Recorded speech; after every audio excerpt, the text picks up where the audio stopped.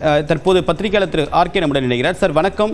ஒரு பக்கம் அமெரிக்காவுடைய டாரிஃப் அழுத்தம், இதன் காரணமாக சீனாவோட இருந்த அந்த பிணக்குகளை, எல்லை பிரச்சனையை அவசரமாக முடித்து கொண்டு அந்த பிரச்சனையை தற்போது வர்த்தக ரீதியான ஒரு நோக்கத்திற்காக இந்த சந்திப்புக்கு இந்தியா தள்ளப்பட்டிருக்கா?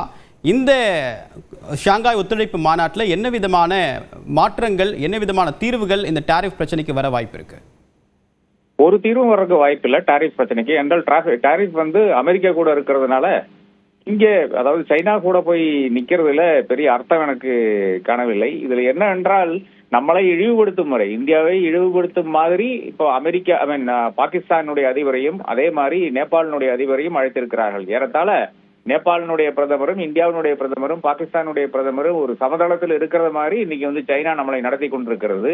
இந்த ஸ்லைட்ஸ் எல்லாம் வக வைக்காமல் தான், அதை இல்லை என்றால் பொருட்படுத்தாமல் இன்னைக்கு ஒரு பிரதமர் அங்கு போய் நின்றுட்டு ஏறத்தாழ மண்டியிடாத குறையதான் நான் பார்த்து கொண்டிருக்கிறேன். அதாவது சைனாவோட ஒரு எக்ரிமெண்ட் இதுவரை பார்டர் பிரச்சனைகளையோ இல்லை என்றால் ட்ரேட் பிரச்சனைகளையோ ஒரு பிரச்சனையிலும் இதுவரை ஒரு தீர்வும் வரவில்லை. அப்படி இருக்கின்ற நிலையில் இப்படி ஏதோ இந்தியா ஒரு நீஜர்க் ரியாக்ஷனாக அங்க போய் நிக்கிறது ரொம்ப பரிதாபகரமான ஒரு ஃபாரின் பாலிசியாக நான் பார்க்கிறேன். இதை பிரதமர் செய்திருக்க கூடாது. விரிவான கருத்துக்களுக்கு மிக்க நன்றி திரு ஆர்கே.